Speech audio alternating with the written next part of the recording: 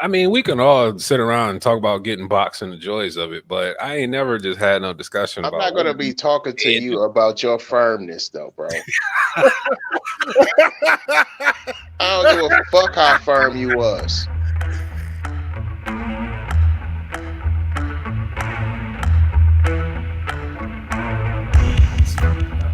I don't ever feel like it's started or ended. It just kind of just started.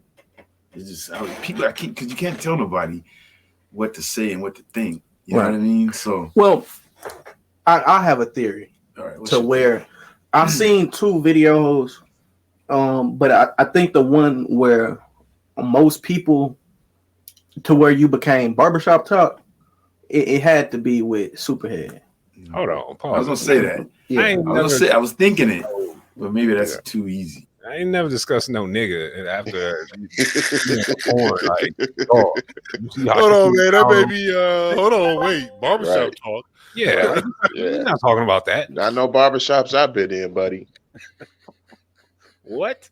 I'm leaving that barbershop if the topic is of the day. How Mr. Marcus got off. Nigga got a half haircut. Like, yep, it's time to go. Go ahead and wrap this up. Right. Wait, man, I didn't fade it yet. No, we done. Right. Say I line myself up on fresh. Yeah, man, just keep the change, man. I know not to come in no phone.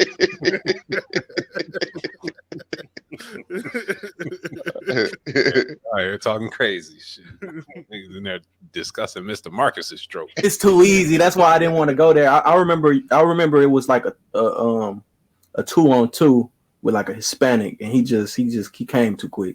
And I think you kind of, I don't now I could be wrong, and I don't know the dude's name, but I think them seeing you outperform him and still be working, and you're like, okay, this nigga might have something. You know what I'm saying? I don't know if you know what I'm referring to. No, he don't know. Superhead. Superhead. So let's just talk a little bit about the Superhead era real quick. So, like, how did that production even begin? Connoisseur. That all came because of Suave. No, he a fan of his. That's some creepy shit. Yeah, bro. You was killing her with that left stroke, but then you hit that right stroke. Death sentence. You outperformed this guy. Like, what? Yeah, he was like real sus stuff. Hey, that's when you start kind of looking at the doorway like, shit, what did I get myself into? I got to get out of here. This interview might be doing some heavy critique and analysis. Man, don't leave yet. Don't leave, man. Please don't leave. Like, oh shit. We gotta discuss big butt sluts 4, man. That scene you had. Right. Like, man, this just worked for me, brother. Hell no. That made me uncomfortable. Hearing another man talk about another man's sexual performance, that's crazy. Like what? I was shooting a thing called Mr. Marcus's Neighborhood. Okay. And it was all new girls. It was like kind of continuing what me and Ryan done, like in the beginning of my career. And so with Vivid, it would be just new girls, new black girls. And that was, I'd be looking for new girls. And people would refer girls to me. And Suave was like, yo, nigga, you gotta check out this girl. She was, the way Suave talks is like she about that thing. She the one. He got that same look on his face. Art had on his face. You want to thank me later type of shit. I was like, okay, all right. So I would always call the girl, hey, Mr. Marcus, I want to book you for this scene. Somebody told me you're ready. Get your test. And these like amateurs, they're not in they're not even in the business. And so I'd go meet them, whatever, and we click. And do you have to court them? Kind of like, let me take you on a date real quick. Yeah. Oh man, this sounds like my man, the interviewer, living out his fantasy. Yeah, bro. Yeah, right. The weirdo. This guy's a weirdo, like, brother. Man, this is a business, man. Like, right. Are you taking him on a date? Take her on a fucking date, and she trying to get into the adult industry. Come on, man. Nigga, crazy as fuck. She's getting a whole check, bro. No, she ain't getting no damn date.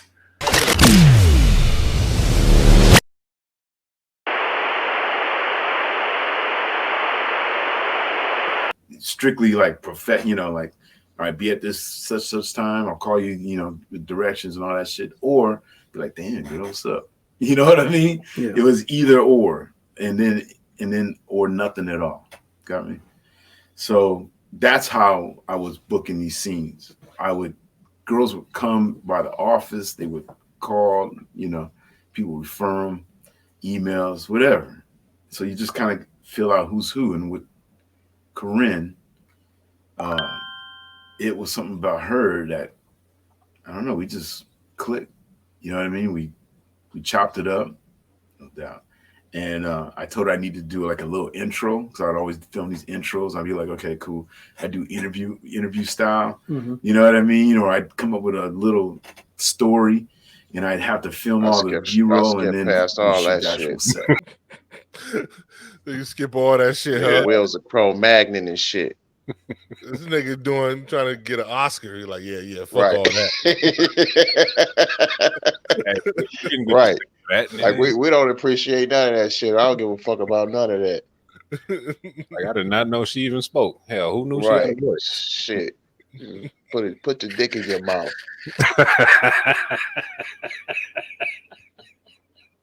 Shit. That's what we here for. I don't give a fuck. Her riding, she's actually driving my car.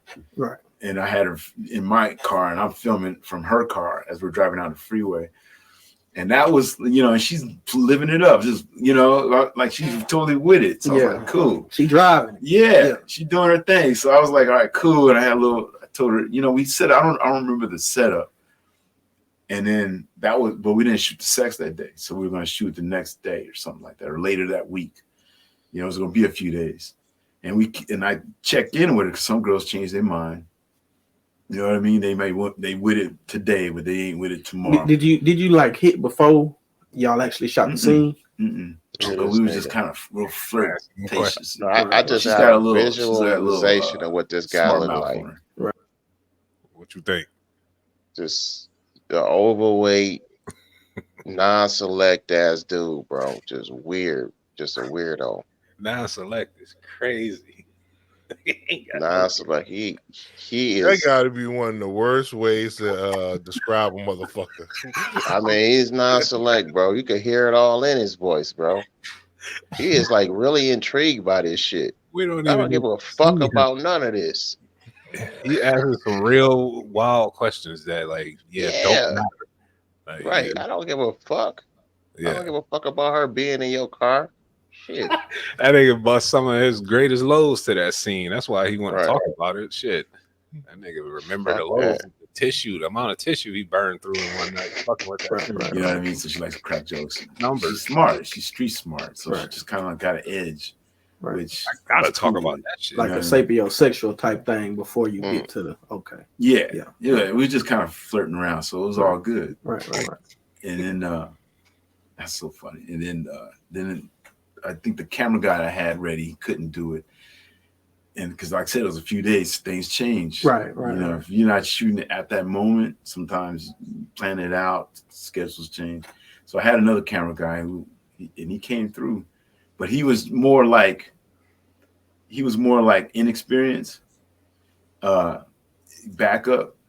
I just needed him to hold the camera. I'll do the rest type of shit. And so we all met up at the house and she came through. You know what I mean? She was committed. She didn't flake. A lot of girls be flaky. So all that conversation, all that shit, she shows up and it's just more chemistry. So I'm thinking, cool, we're going to shoot this shit. And I had never fucked her, never got head from her, but it was just flirt. And so it comes time to shoot the scene. And we shot it. And as she's giving me head, the nigga bust. But I'm used to busting and still going. So I'm like, all right, cool. It'll be all right. As long as we got that little pop, we're good. And it's condoms. And it's for Vivid at the time. And Vivid condoms, nut already. I wasn't strong. You know what I mean? Right. It wasn't like that edge. You need it. When you're going to wear a condom and you're going to fuck a bitch, you need that edge. Yeah. That's why they call it edgy, because the condom's going to your sensation is going to go down by half a feel, maybe a full feel. You know what I mean? No, so if you ain't, edged, if you ain't erect firm, you ain't going to you're not gonna feel the sensation. I just got way too much of the bro. What insider talking information. about, bro? And I'm trying to fuck her, but I've already nutted, so I don't have the edge. But I'm hoping I'm catch regain, regain. Right. Yeah, I'd have been there. You know, I might not have been on camera, but look at him, yeah, right. Nigga, like, whoa, I got it. Right. You hear the glee in right. The friction gonna help. Hold on. No bad. What you say, Will? You hear all that glee in his voice, though, man.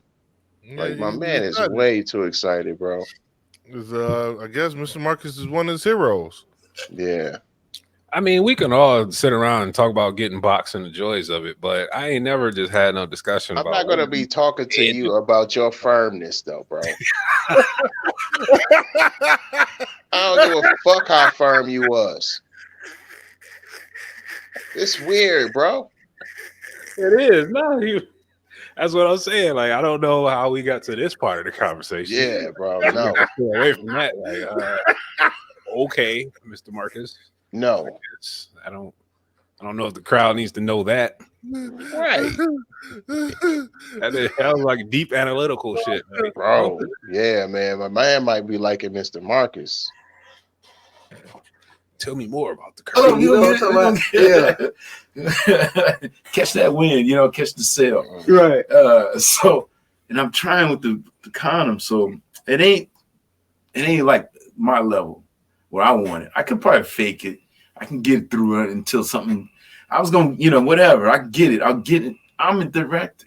Right. I'm the performer. It's all my show. I can, I still have control of the situation.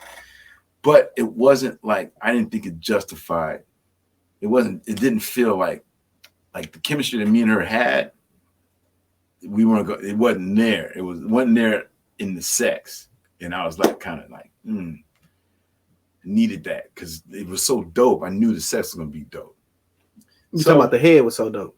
The sex, the head was obviously dope. Then she made me come.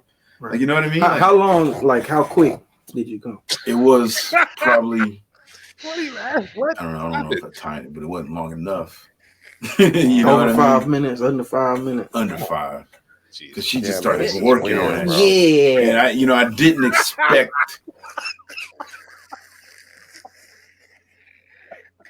It's weird, bro. Yeah, the interviewer is mad weird. Yes, bro. Weird. I ain't never heard no interview that went like this. Like, yeah, he's so oblivious. Reliving that shit with him. Yeah, right. It's like I was in the room. Mr. Marcus, right? Mr. Marcus needs to be afraid, nigga. He probably is, but he's like a pro too. Like, let me just get this nigga's analytical. And then what's funny is this nigga's like really like chopping it up like he's some kind of like producer, nigga. You just fuck bitches and you record the shit. Stop acting like you making fucking Hollywood fucking blockbusters, man. Come on, man. He does intros, man. Mr. Marcus' neighborhood was the Scorsese of porn, though. So he was on to something. Hey, that was like the Godfather. You never expected to see that ending, huh? Yeah, right. Could you imagine being a porn star and having some male fan? No.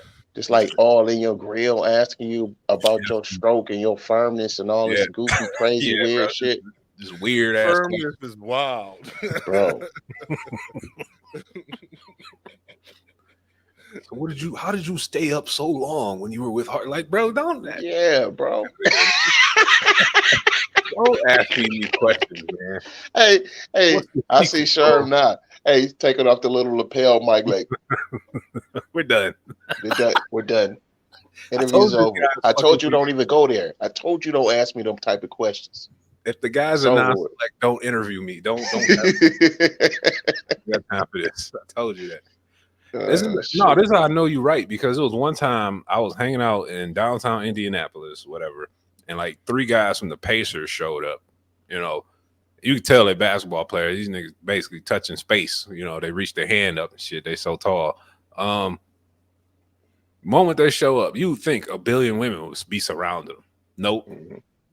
every nigga on the block went and surrounded these guys, and I'm just like, man, this is kind of sus. Like, if you the ball player, you just trying to have a night out, go chill with some chicks, have a good time.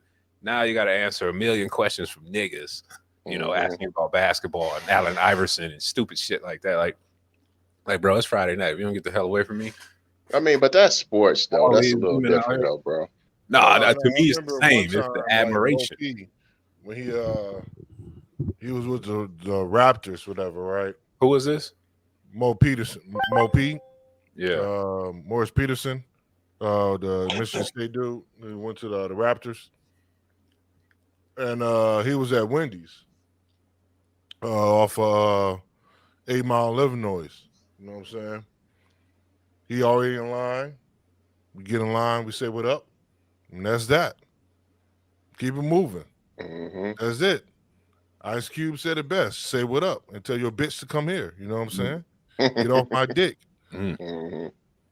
All you do, man, just say your what's ups and keep it moving, man. You don't got to fucking fawn over another nigga, man.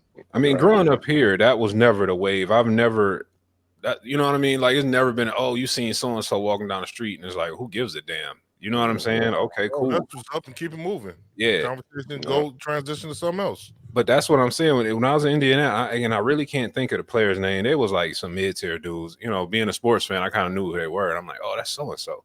You know what I'm saying? But like the way Indianapolis downtown is situated, the clubs and bars are like one long strip and street. So it's a big mingling type of community. So to see 3 dudes walk out and they tall, they stand over everybody, but a bunch of men surrounding them, asking them questions, I just felt, I'm like, no, what is that? Don't do no. I mean, but I mean, they just living their life. What they living vicariously through those guys, man. They want to know the ins and outs and all that different shit. But but we all human. We all man. You know what I'm saying? We should all have pride. Like, yo, you say your what ups and keep it moving. You know what I'm saying?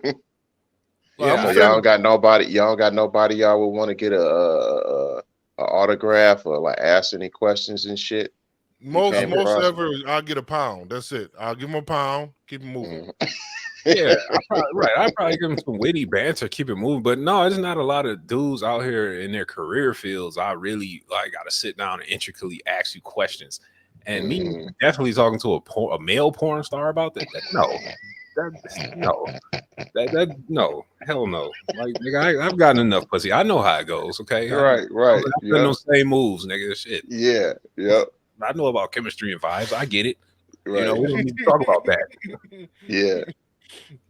No, it's quite. You can have that interview with a male porn star, and it'd be entertaining and all that. But once you start asking specifics about the deep about him, yeah, I'm talking. You talk about the women he been with, not about him and his personal shit. Yeah, like, I can understand.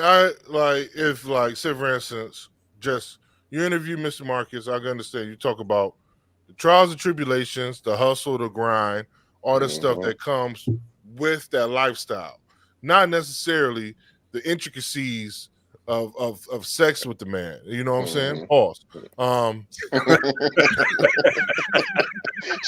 Sure was like, wait, what? Did we watch a different video? Yeah, I was like, yo, you had to pause that heavily. Right.